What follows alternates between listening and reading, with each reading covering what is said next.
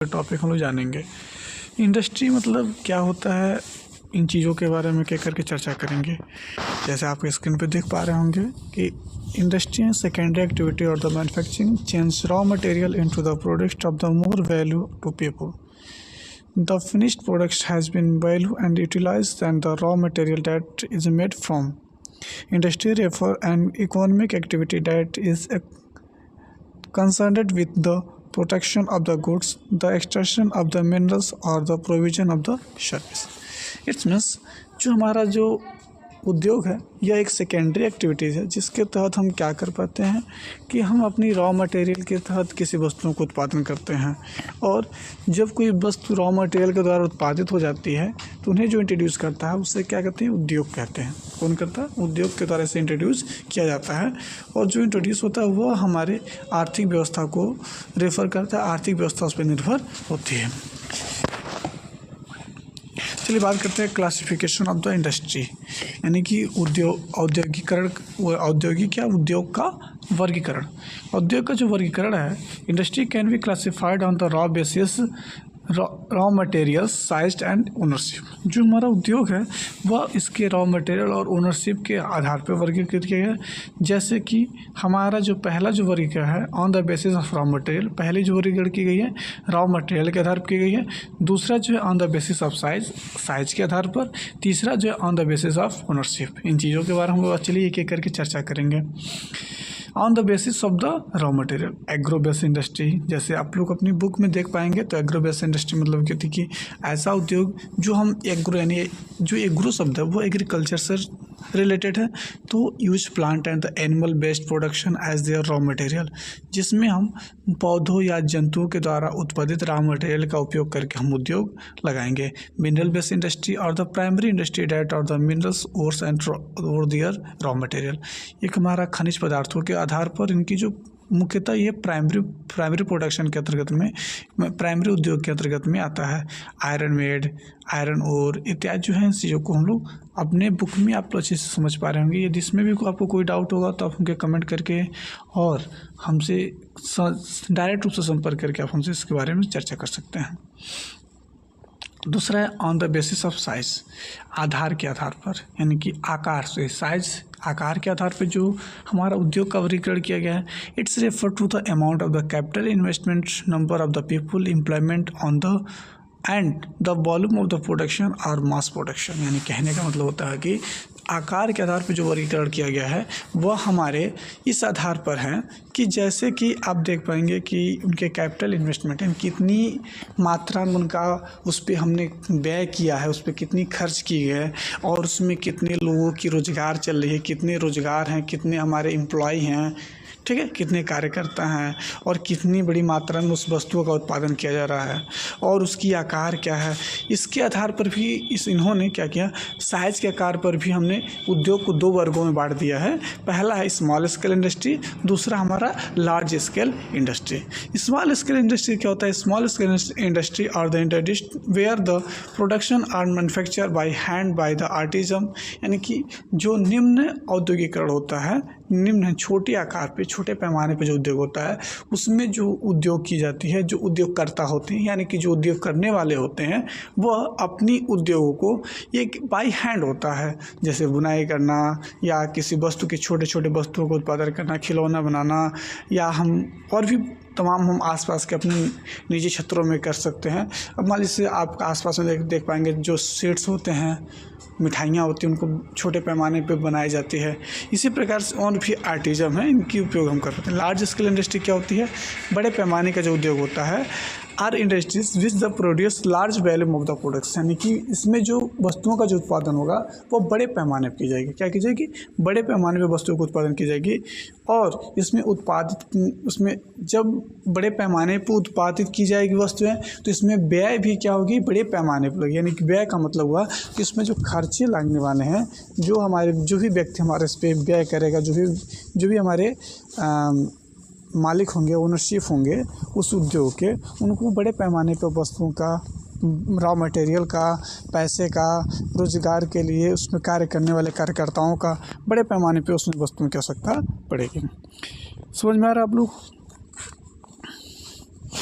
On the basis of ownership. Ownership यानी कि लोगों के, जैसे कि ओनर जो होते हैं, मालिक है, मालिकाना के आधार पे, तो प्राइवेट सेक्टर और जॉइंट सेक्टर पर, cooperative and the public sector, इन 4 वर्गों में बांटा गया है। जैसे आप देख पाएंगे, तो जो पहला मेरा है यहाँ पे private sector, public sector, joint sector and cooperative sector, ये 4 हमारे पैमाने यहाँ पर आपको देखने को मिलेंगे। तो प्राइवेट सेक्टर क्या होता है कि यह एक ऐसा उद्योग होता है जिसमें ऑपरेट इंडिविजुअल और ग्रुप ऑफ इंडिविजुअल, इसमें एक किसी व्यक्ति, पर्टिकुलर व्यक्ति के द्वारा या किसी पर्टिकुलर समूह के व्यक्तियों के द्वारा इसे संचालित की जाती है। पब्लिक सेक्टर क्या होती है? पब्लिक सेक्टर में इसमें इसका संचालन, इस उद्योग का संचालन किसी गवर्नमेंट या स्टेट गवर्नमेंट या सेंट्रल गवर्नमेंट के द्वारा किया जाता है। बात करते हैं जॉइंट सेक्टर पे। यहाँ पे क्या होता है कि इसमें स्टेट और किसी कोऑपरेटिव या किसी व्यक्ति के समूह, यानी कोई व्यक्ति अपना उद्योग डाला है और उसमें एम्प्लॉयमेंट के लिए गवर्नमेंट, स्टेट गवर्नमेंट या सेंट्रल गवर्नमेंट की हेल्प लेकर के कुछ कार्यों को करता है, तो इसे बोलते हैं जॉइंट। कोऑपरेटिव मतलब जिसमें सहभागिता किसकी हो, operate by the supplier raw material and worker both, इसमें दोनों का मुख्यतः काम हो, जिसमें वर्कर भी उसमें अपनी सहभागिता निभा रहे हों और उसमें जो रॉ मटेरियल देने वाला वो भी, और साथ ही साथ जो ओनर है उसका भी इसमें योगदान हो। तीनों का योगदान बहुत ही महत्वपूर्णता होती है, इन सबका योगदान इसमें रहेगा। भाई जो अन्य होंगे उसमें भी हमारे जो अन्य जो व्यक्ति होंगे वो कार्य करेंगे, लेकिन वह उनके ऊपर एक ओनरशिप के तहत, यानी कि मालिकाना के तहत उनसे कार्य कराया जाएगा। आप 8 घंटा करेंगे, 8 घंटा पे पत्ता लेंगे और आप चले जाएंगे। लेकिन जो इसमें होंगे, इसमें उनके हर व्यक्ति की सलाह लेके करेंगे।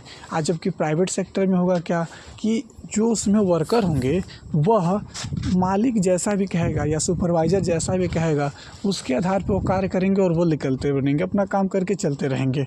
लेकिन इसमें जो होगी क्या, कोऑपरेटिव में, इसमें जो वर्कर होंगे वो भी मालिकाना से कंसल्ट करेंगे, जो रॉ मटेरियल है वो भी कंसल्ट करेंगे कि हमारी वस्तु अच्छे पैमाने पर जा रही है, अच्छी तरह से उत्पादित हो रही है कि नहीं हो रही है। इन चीज़ों को वो लोग अच्छे से संपर्क करके और अच्छे से उसको समझाने की कोशिश करेंगे। अब बात करते हैं इंडस्ट्री। जैसे अभी आपने देखा, उनको रॉ मटेरियल के आधार पर एग्रो बेस्ड, मिनरल बेस्ड, इन चीज़ों को मैंने आपको एक छोटे से एक क्या बोलते हैं कि संरचनात्मक रूप से मैंने आपको यहाँ पे विभाजित कर दिया है। इसको आप समझ लेंगे, स्क्रीनशॉट ले लेंगे, न समझ में आए तो पूछ लीजिएगा आप लोग। Factor affecting the location of industry. अब एक चीज़ और है भाई, जब उद्योग लगाएंगे तो उद्योग में हमारा लोकेशन, यानी कि जो क्षेत्र होता है, जो जगह होते हैं, उनकी क्या योगदान है। सर क्या इसमें क्षेत्र पे यानी कि जगहों पे क्या इसका प्रभाव पड़ता है कि नहीं पड़ता है? तो बिल्कुल पड़ता है। कि जैसे मान लीजिए हम किसी जगह से, अब हमें रॉ मटेरियल लाने के लिए हम हैं इस जगह पे मुझे रॉ मटेरियल यहाँ से बहुत कम, लगभग एटलीस्ट मान लीजिए कितने किलोमीटर की आवश्यकता पड़ी, 2500 किलोमीटर की, और वहीं से एक छोटी सी जगह पर, यहाँ पर कोई एक कंपनी है इस जगह पे, और उसको यहाँ से रॉ मटेरियल लेने पे उसको मात्र 2000 एटलीस्ट 200 किलोमीटर मानते हैं एक एग्जांपल के तौर पे। तो एक बात बताइए, तो यहाँ से इस वस्तु को, ये है और ये बी है, ये जो फैक्ट्री है, तो अधिक जो उत्पादन करेगी वो बी फैक्ट्री करेगी। क्यों? क्योंकि जब तक यहाँ से यहाँ तक आने में, रॉ मटेरियल को लाने में जितनी समय लगेगी, उससे 5 से 6 गुने में कम समय में इसके पास जो भी रॉ मटेरियल होगी वो उपलब्ध हो जाएगी। और जब वो उपलब्ध हो जाएगी तो वहाँ से हमें क्या होगा कि हम वस्तुओं को आसानी से उत्पादित कर पाएंगे तथा कम समय में उस वस्तु को हम उत्पादित कर लेंगे, कम समय में अधिक वस्तु को उत्पादित कर लेंगे। और जब कम समय में अधिक वस्तु उत्पादित होगी तो उसकी सेल अधिक होगी, और जो व्यक्ति जितना ही दूर होगा उसकी सेल बहुत ही कम होने लगेगी, क्योंकि उसको सामान, रॉ मटेरियल लाने में, इन चीज़ों को हम छोटे से अपनी घरेलू भाषा में, एक नज़दीकी भाषा, आम भाषा में समझने की कोशिश कर रहे हैं। बात करते हैं the ability of the raw material, land, water, labour, power, capital, transport and market. तो सर क्या क्या आवश्यकता होती है कि यदि उद्योग लगाने के लिए सबसे पहली चीज़ रॉ मटेरियल हमें मिल जाए, लैंड भूमि हो जाए, जल, water, labour, power, capital of transport and market. Capital of transport and market का मतलब क्या है कि वहाँ से ट्रांसपोर्ट, यातायात की व्यवस्था है कि नहीं है। अब मान लीजिए किसी ग्रामीण क्षेत्र में हम उद्योग लगाते हैं और वहाँ पे रॉ मटेरियल लाने के लिए ट्रक की आवश्यकता पड़ती है, या ऐसे रॉ मटेरियल हों जो बाई ट्रेन आते हों या बाई शिप आते हों। तो क्या बाई शिप आ रहे बाइसिप से जो भी वस्तुएं आएंगी, क्या उसको ग्रामीण क्षेत्र में लाना आसान है? नहीं है। या ट्रेन से आ रही है तो वो उसको लाना आसान नहीं है। भाई जी ट्रेन से लाएंगे या हम किसी ऐसे वस्तुओं से लाएं वहाँ से उस जगह पे जाने के ट्रांसपोर्ट के माध्यम ना हो तो क्या वहाँ हमें उद्योग लगाना उचित होगा? नहीं होगा। वही चीज़ है। दूसरी चीज़, रॉ मटेरियल में हमें भूमि, हम ग्रामीण क्षेत्र में हम लगाएं और वहाँ जाने की भूमि बहुत अधिक है लेकिन जाने का रास्ता नहीं है, वहाँ से रॉ मटेरियल जो व्यर्थ है या औचित्य जिसकी उपयोग न होने वाली जो वस्तुओं से उत्सर्जित होती हैं उसको निकलने के लिए जगह न हो तो भी उचित नहीं है। वहाँ पानी की आवश्यकता अधिक पड़ेगी, नदी किनारे की पानी की आवश्यकता पूर्ति जल्दी हो जाएगी। अब यहाँ से नल मोटर चलाएं या अन्य किसी वस्तु से पानी लाएं तो बहुत ज़्यादा उसमें इन्वेस्टमेंट होने वाले होते हैं। इस चीज़ को देखते हुए हम तमाम ऐसी चीज़ें हैं, the government incentive like the subsidies, power, lower transport cost and other infrastructure have the industries located backward areas. क्या करती है? बैकवर्ड एरिया में थोड़ी सी लगाती तो है लेकिन थोड़ी बहुत इसमें गवर्नमेंट की हेल्प लेनी पड़ती है। Industrialisation often lead to the development and growth of the town and city. औद्योगिकरण जो होती है वह कस्बे या शहर को विकसित करने में सहायता प्रदान करती है। हाँ, लेकिन ये भी चीज़ें हैं तो वहाँ पे इन चीज़ों का माध्यम होना अनिवार्य है। कोई भी कस्बा हो या शहर हो वहाँ पे अच्छी ट्रांसपोर्ट हो तब हम उस कस्बे या शहर को हम अच्छे तरीके से यूटिलाइज कर पाएंगे, उनकी डेवलप कर पाएंगे। बात करते हैं industrial system. An industrial system consist of input process and the output process.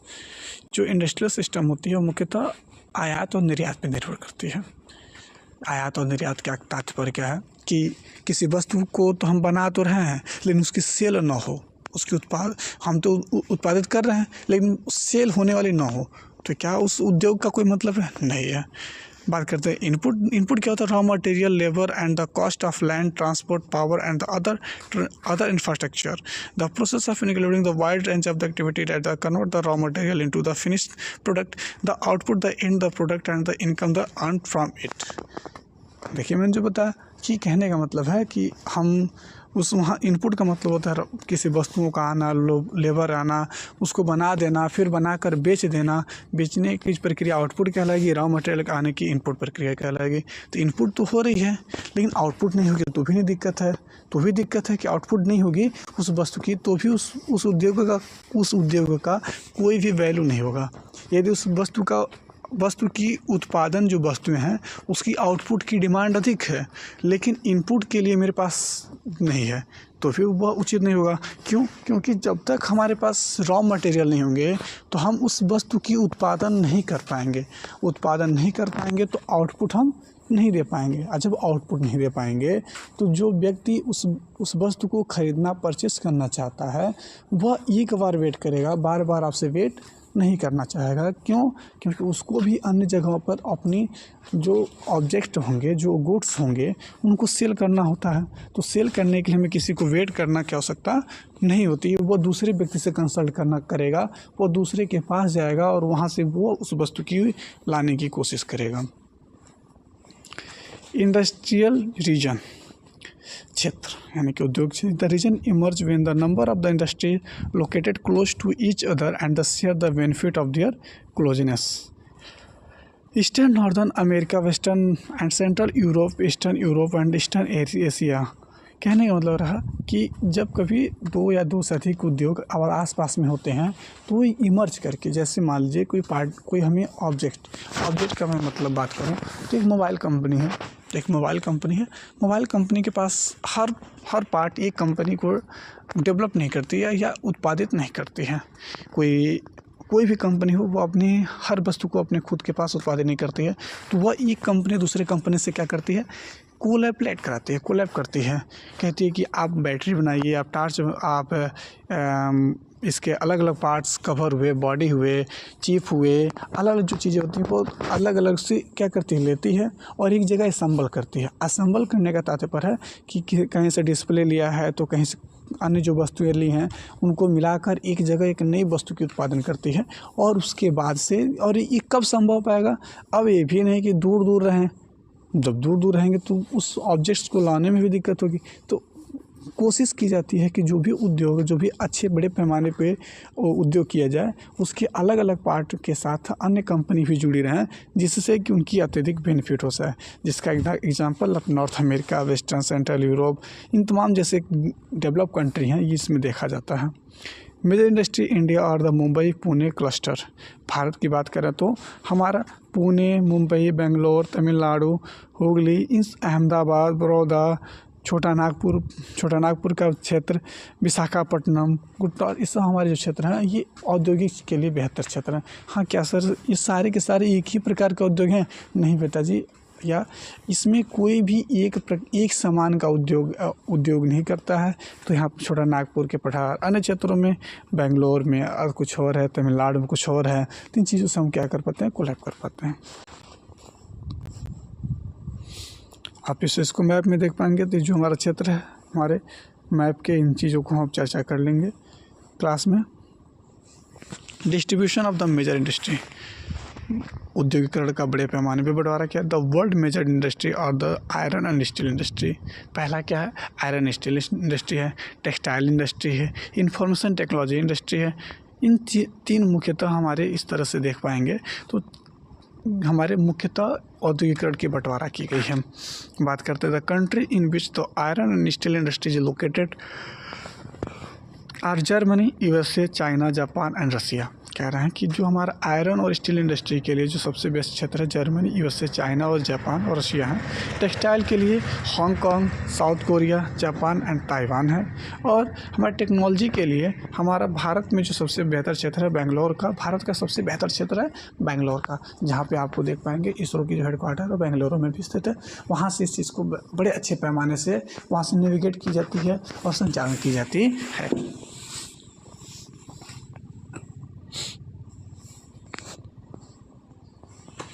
Iron and steel industries. Iron and steel industry क्या है? आयरन एंड स्टील इंडस्ट्री और द फेडरल इंडस्ट्री, फेडरल संघीय, क्या ये हमारी संघीय यूनियन फेडरल, ये हमारी ऐसी है जो कठोरता है, यानी कि इसमें बहुत संघर्षपूर्ण उद्योग के रूप में जाना था। The input for the industries including the iron ore, coal and limestone, labour capital, site and other infrastructure. The process of converting iron ore into the steel involves the many stages. The raw material is put in the blast furnace where the undergoes smelting. The output often is steel, which may be used by the other industry as a raw material. कह रहे हैं कि जैसे कि उद्योग में एक छोटे से एग्जाम्पल के बारे में सब बताया जा रहा है कि जैसे आयरन ओर है, जब आयरन ओर को एक उद्योग में लाया जाता है तो उद्योग में लाने के बाद सबसे पहले तो वह उस वस्तु को क्या करती है, उसको स्टील बनाने में तमाम स्टेज से, तमाम चरणों से होकर गुजरना पड़ता है। जैसे कि फ्रेनेस करना, उसको तपाना, उसको मेल्ट करना, उसके बाद से उसको भेजा जाता है। और जो अन्य कंपनी हैं, अन्य उद्योग हैं, वह इस स्टील को एज अ रॉ मटेरियल के रूप में इस्तेमाल करती है। पहले जो उद्योग रही वह आयरन ओर को रॉ मटेरियल के रूप में इस्तेमाल की, फिर ये जो सेल की इसको अन्य कंपनी, जो अन्य इंडस्ट्री है, उसको इस रॉ मटेरियल के रूप में लेंगे। तो इस तरीके से हमारे हर वस्तु एक दूसरे वस्तु के लिए, हर उद्योग के द्वारा उत्पादित वस्तु वह किसी अन्य वस्तु के लिए रॉ मटेरियल हो सकती है, तो किसी अन्य उद्योग के लिए वह एक गुड्स का भी हो सकती है। It depend on the objects, वह उस वस्तु के ऊपर निर्भर करती है कि वस्तु कैसा है, या वह जो उत्पादित वस्तु है या गुड्स हैं वह कैसे हैं। Is that clear? Importance of steel. Steel is can be shaped. Steel is can be shaped, cut or made into the wire. अब स्टील को क्या कर सकते हैं, स्टील को हम काट के उसका एक रूप दे सकते हैं या उसको वायर बना सकते हैं। alloy given the steel in unusual hardness, toughness or the ability of the resists rust, वह रस्ट रहित होता है। रस्ट मतलब क्या होता है, जंग रहित होता है। Steel is often called the backbone of the modern industry. और स्टील की सबसे महत्वपूर्ण चीज़ें मुझे जानने वाली क्या है कि स्टील को हम आधुनिक औद्योगिकरण को या आधुनिक उद्योग का बैकबोन कहते हैं। यानी कि हम क्या कह सकते हैं उसको, आधुनिक उद्योग का रीढ़ की हड्डी कह सकते हैं। रीढ़ की हड्डी का तात्पर्य क्या है कि लगभग हर वस्तुएं स्टील से निर्मित हो रही हैं। तो यदि स्टील न रहे तो क्या कोई वस्तु बन पाएगी? नहीं। जैसे यदि आप किसी व्यक्ति की रीढ़ की हड्डी में कोई समस्या होती है तो वह व्यक्ति ना ही बैठ पाता है, ना ही चल पाता है, यहाँ तक कि वह सोने में भी असमर्थ होता है, क्योंकि बैकबोन एक ऐसी स्थिति है, वह लगभग शरीर के हर हिस्से को वह क्या कर पाती है, कमांड कर पाती है, यानी कि रोकने का कार्य करती है। शरीर की बैठने में भी यदि बैकबोन में समस्या है तो नहीं बैठ सकते हैं। चलने के लिए भी बैकबोन की आवश्यकता होती है, क्योंकि आपके जो कमर के ऊपर के हिस्से हैं वो बैकबोन पे ही निर्भर होती हैं। और दूसरी चीज़, जब बैकबोन ही नहीं काम करेगा तो आप किस स्थिति में आप खड़े हो पाएंगे? नहीं हो पाएंगे। उसी प्रकार से हमारा जो स्टील है वो इस तरीके से है। Ship, train, truck and autos और the made large of the steel. ये तमाम जो हमारे आपने देखा ये लगभग ही हमारे स्टील से ही निर्मित होती है। The safety pin and the needle made of the from steel. Safety pin जानते हैं, जिसको आप पिन बोलते हैं। सेफ्टी पिन होता है, नीडल्स होता है, नीडल मतलब द सुई जिसको बोलते हैं, वो भी हमारे स्टील से बना होता है। Oil well and the drill with the steel machinery. और ऑयल वेल्स होते हैं जो कुआं खोदने वाली मशीनें होती हैं, या ड्रिलिंग करने की जो भी मशीन होती है, उनकी जो औजारें होती हैं, टूल्स होते हैं, वो भी स्टील से बनी होती हैं। Minerals and the mines of the form machinery are mostly steel. Large building of the steel framework, और बड़े पैमाने पर इसका इस्तेमाल किया जाता है। Factory location of the steel industry.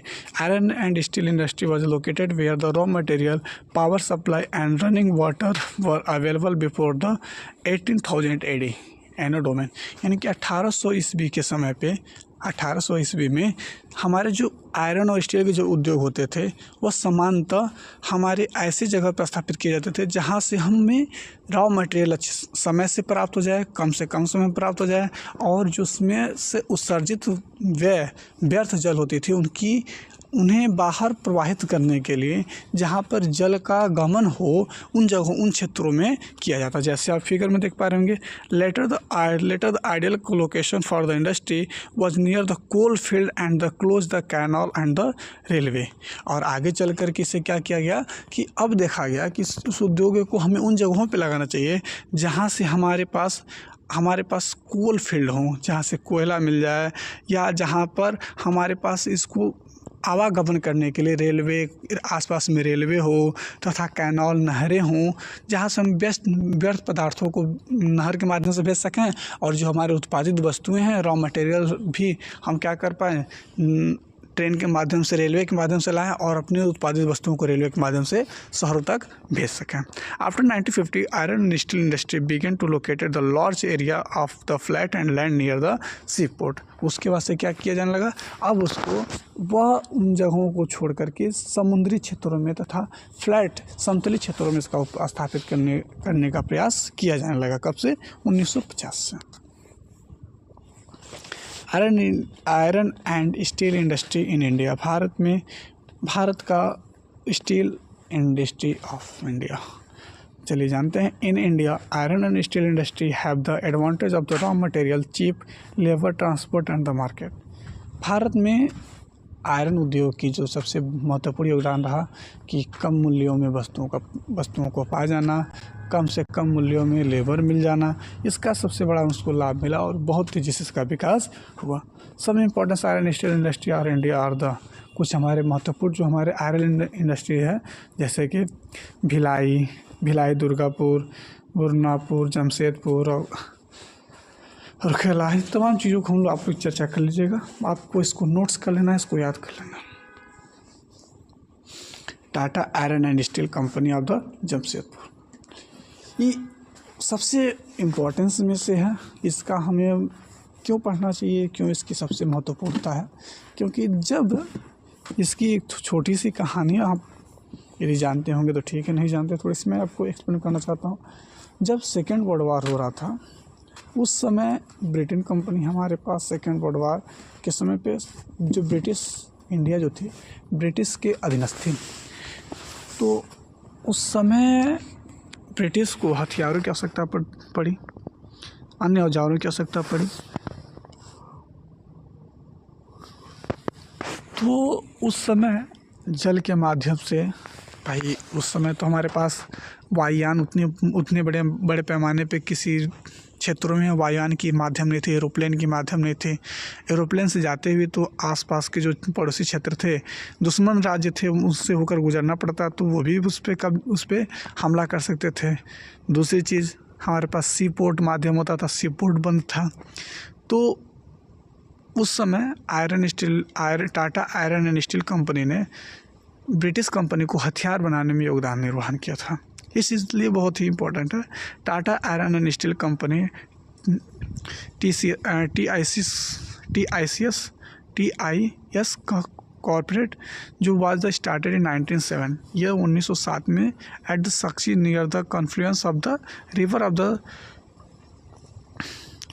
शबरिंका and Kharkai in Jharkhand में इसकी स्थापना की गई थी। ये इसका जो सबसे बड़ा एडवांटेज लाभ क्या रहा कि जो हमारी टाटा आयरन स्टील कंपनी थी, यह रेलवे ट्रांसपोर्टेशन के बहुत ही पास में थी और यहाँ से जहांगीर कोलफील्ड एंड आयरन और द लाइमस्टोन और यहाँ से जो अन्य जो वस्तुएं थी वह आसानी से पाई, जैसे इसके जो रॉ मटेरियल हैं जैसे कि आयरन और लाइमस्टोन, डॉलमेट एंड मैग्नीशियम आसानी से मिल जाती थी, जिससे कि यहाँ पे हमें जो स्टील इंडस्ट्री थी, आयरन स्टील इंडस्ट्री, वो बहुत तेज़ी से पैमाने पे, और इसकी जो पानी की वाटर की जो सप्लाई थी वह हमारे खरखाई एंड द शमरेंद्र खा जो नदी थी, इन नदियों के द्वारा हम आसानी से इसको पा पाए, जैसे कि आप यहाँ देख पा रहे होंगे। समझ में आ रहा है? Just wait.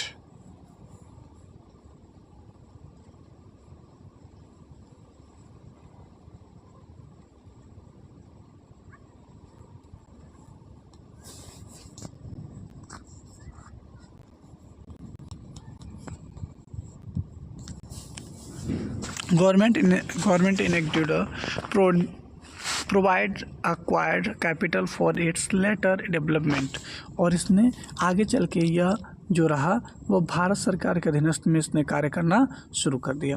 In Jamshedpur several other the industry plant were set up the TCS, यानी आगे चल कर के जमशेदपुर में जो Tata iron and steel company थी, अन्य कंपनियों की इसने स्थापना किया था वहाँ पे। They produce the chemical and locomotive part and machinery cable ETC, और इसने क्या किया, आगे चलकर ये मशीनरी की सामान को साथ साथ इसने अन्य छोटे छोटे वस्तुओं को भी वहाँ से उत्पादित करना शुरू कर दिया। The importance of iron steel industry in India, Bharat में इसका महत्वपूर्ण क्या था भारत में। The development of the iron and steel industry open the door to rapidly industry development in India. Iron और स्टील के उद्योग लगाने से बहुत तेज़ी से भारत में विकास की गई, सीमावर्ती क्षेत्रों में बढ़ना शुरू हो गया। सीमावर्ती नहीं कह सकते, बहुत तेज़ी से इसमें इसकी रैपिडली मतलब तेज़ी से विकास हुआ, और जैसे इसका उद्योग लगा लोग इस पर रुचि करना शुरू कर दिया। All sector of the Indian industry depend heavily on the iron and steel industry for their basic infrastructure. Her company को अपनी जो उनकी बेसिक इंफ्रास्ट्रक्चर थी उसको पूर्ति करने के लिए आयरन और स्टील की आवश्यकता पड़ती थी, तो इसके माध्यम से और भी जो उद्योग थी वह इसका उपयोग करके अपनी उद्योग को स्थापित करना शुरू कर दिया।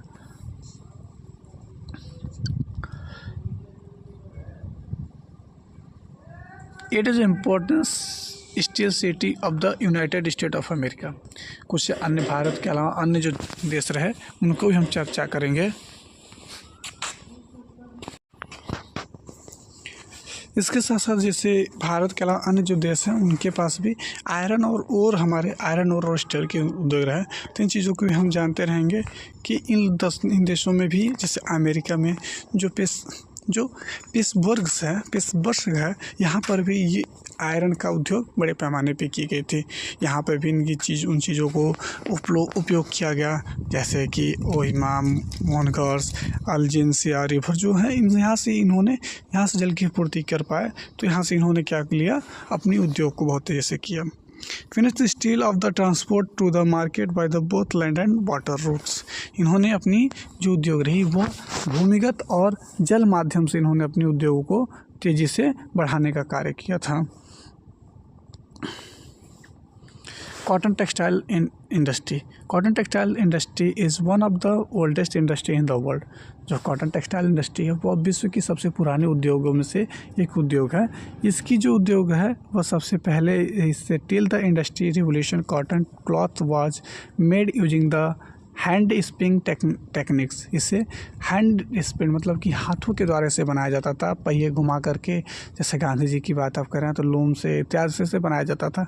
18वीं शताब्दी के समय पे power loom faculty development cotton textile industry first in the great Britain and the later other part of the world. पहली बार 18वीं शताब्दी में से पहली बार ब्रिटेन में और आगे चल के अन्य देशों में इसकी स्थापना, इसके उद्योग को बहुत तेज़ी से बढ़ावा किया जाना शुरू हो गया। Today the India, China, Japan and USA are the importance production of the cotton textile.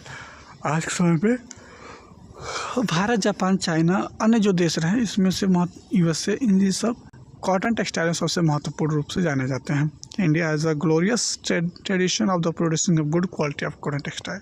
इन सभी देशों में से सबसे सर्वोत्तम गुण वाला जो कॉटन टेक्सटाइल है, कपड़ा उद्योग है या अन्य जो कॉटन से संबंधित जो भी उद्योग हैं वो सबसे सर्वश्रेष्ठ रूप में जाना जाता है। Before the British rule, India had the spoon and the hand warm cloth had a wide market in the world.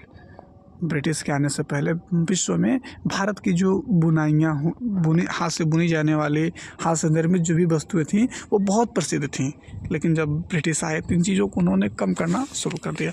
उसके भी तमाम रीज़न हैं, उन चीज़ों को हम इतिहास में पढ़ते रहेंगे, उन चीज़ों को जानते रहेंगे।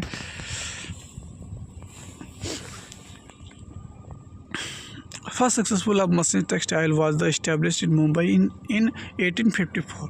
जैसे 19वीं शताब्दी के मध्य में 1854 में पहली बार मशीनरी टेक्सटाइल, कॉटन टेक्सटाइल की स्थापना की गई थी बहुत तेज़ी से। The warm moisture climate port of the important. जब हमारे पास मशीनरी आए तो हमारे जो हस्तकलाकार थे उनकी बहुत तेज़ी से गिरावट होने लगी, और साथ ही साथ जब ये स्थापित हुआ तो लोगों में बेरोजगारी बढ़ गई। लोग क्या करते थे उस समय से पहले, अब 1854 की बात करें तो हमारे पास ब्रिटिश शासन के थे। ब्रिटिश शासन ने क्या किया, जब कंपनी थी ईस्ट इंडिया कंपनी, वह जब ब्रिटिश शासन बनी तो उसने क्या किया कि यहाँ के लोगों के जो उत्पादित वस्तुएं थीं उनको कम से कम रेट में खरीदती थी और अपने अत्यधिक प्रॉफिट में बेचती थी। उन चीज़ों को देखते हुए जब अब कोई भी एक ऑब्जेक्ट बनाना हो, कोई गुड्स बनाना हो, कोई कपड़े बनाना हो, अब एक कोई व्यक्ति बनाएगा तो उसे एक को बनाने में कम से कम एटलीस्ट मैं बात करूँ तो 6 घंटा लग सकता है, 8 घंटा लग सकता है, बहुत अच्छे से करने वाला हो तो, नहीं तो 1 या 2 दिन लग सकते हैं। वही जब मशीनरी बनाती थी तो उसको एक दिन में वह जहाँ उस किसी वस्तु को बनाने एक मनुष्य को 6 घंटा लगता था तो उस मशीन को बनाने में 1 घंटा लगता था। तो 5 घंटे के समय में वो 6 घंटे में एक बनाएंगे तो 6 घंटे में वो 5 बना देगा, 6 बना देगा। तो इस चीज़ को देखते हुए उन्होंने इसमें बेरोज़गारी बहुत तेज़ी से बढ़ गई, लोग बेरोज़गार हो गए और वो मजबूर हो गए। बात करते हैं Ahmedabad is often referred as the Manchester of the India. Manchester of India इसे कहा जाता है। Favourable location factors were the responsible for the development of the textile industry in Ahmedabad. Ahmedabad को टेक्सटाइल इंडस्ट्री का मैनचेस्टर भी कहा जाता है। विश्व में सबसे अधिक टेक्सटाइल कंपनियां या टेक्सटाइल का जो उत्पादन है वो भारत के अहमदाबाद में किया जाता है। बाकी इन चीज़ों को आप लोग पढ़ लीजिएगा। What were the problem affect the cotton textile industry in Ahmedabad. लेकिन जब उसने यहाँ पे अपनी कंपनियों को लगाया था तो उसमें भी कुछ समस्याएं आई होंगी। उन समस्याओं में several textile mills have the closed down, कुछ कंपनियां, कुछ सेवरल टेक्सटाइल थे वो बंद हो गई। This is the primary due to the emergence of new textile centre of the country. कब हुआ? जब अलग अलग अहमदाबाद के अलावा अन्य क्षेत्रों में भी बहुत तेज़ी से टेक्सटाइल कंपनियाँ लगाई गई, तो इससे बाकी जो चीज़ें थोड़ी थोड़ी तो नुकसान हुई तो कुछ बेनिफिट भी हुआ। Osaka, the important textile centre of the Japan and also known as the Manchester of Japan. उस भारत का जो मैनचेस्टर कहा जाता है टेक्सटाइल के लिए, हम कह सकते हैं तो अहमदाबाद, उसी पर जापान को भी, जापान का जो मैनचेस्टर ऑफ द टेक्सटाइल की कहता है, ओशिका को कहा जाता है। The textile industry developed the Osaka due to the several geographical factor. The extension of the plan round Osaka insured that the land was the easily available for the growth of the cotton mills. क्यों? क्योंकि जो Osaka का जो जगह है वह समतली है, समतली होने के नाते वहाँ पर टेक्सटाइल कंपनी को लगाना आसान है और उससे उत्पादित जो उसकी रॉ मटेरियल आ सकता है वहाँ पे आसानी से उत्पादित किया जा सकता है। और वहाँ पे उसमें पानी की जो आवश्यकता है वह योडो जो नदी है उससे उसकी पर्याप्त रूप में वहाँ पे जल की पूर्ति हो पाती थी। इंफॉर्मेशन टेक्नोलॉजी एंड तकनीकी, यानी कि सूचनाओं की जो तकनीकी है, सूचनाकरण या इंफॉर्मेशन, इन चीज़ों में this industry deals the storage process and the distribution of information. यह सूचनाओं के संग्रह को बंटवारा करता है तथा यह अपने आसपास के आंकड़ों को लेने का कार्य करता है। Today this industry has become the global industry. This is due a series of technology, political and the social economic event. The main factor guiding the location of this industry are the resources, ability, cost and the infrastructure. ये ऐसा कब हो पाया? क्योंकि जब इसमें जो अब इंफॉर्मेशन टेक्नोलॉजी की जो सबसे बड़ी चीज़ें हैं वह हमारे लोकेशन की निर्भर करती है। वहाँ से एक ऐसी उद्योग रखी गई जहाँ से हम अपनी सूचनाओं को आदान प्रदान कर पाते हैं और इसको आगे चल के आईटी, शॉर्ट फॉर्म में आईटी जाना गया। और आईटी में जो silicon valley, California and Bangalore and India, California जो सबसे महत्वपूर्ण रहा आईटी सेक्टर की, वह कैलिफोर्निया की सिलिकॉन वैली रही, सिलिकॉन घाटी रही, और भारत में बेंगलोर। बेंगलोर जो located the Deccan plateau from the where it's get the name the silicon plateau, जहाँ से भारत में बेंगलोर एक ऐसा जगह डेक्कन प्लेट्यू है जब आईटी सेक्टर रखा है जिसको सिलिकॉन प्लेट्यू भी कहा जाता है। Silicon valley is a part of the sand clear valley.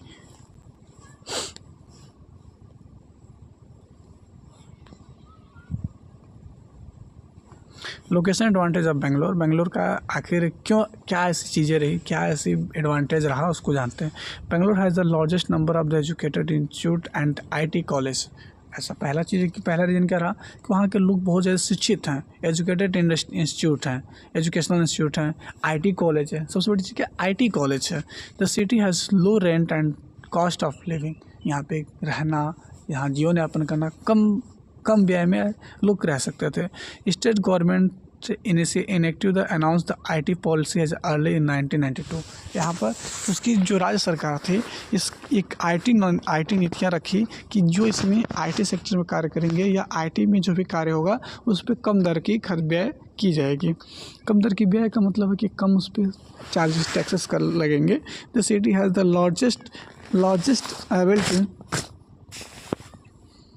largest ability of the skilled managers with the work experience. Location advantage of silicon valley, silicon valley की क्या benefit है? वहाँ पे तकनीकी रूप से हर व्यक्ति रहा, वहाँ पे जो क्लाइमेट है स्वच्छ एवं साफ़ है, लोग वहाँ रहना पसंद करते थे और धीरे धीरे करके वहाँ के लोगों को इस पे भरोसा होने लगा।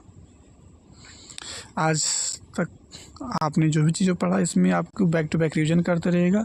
बाकी जो कोई समस्या होगी तो कमेंट कर लीजिएगा, पूछ लीजिएगा, मैं आपके हर प्रश्न का जवाब देने की कोशिश करूँगा। Thank you for giving me this time.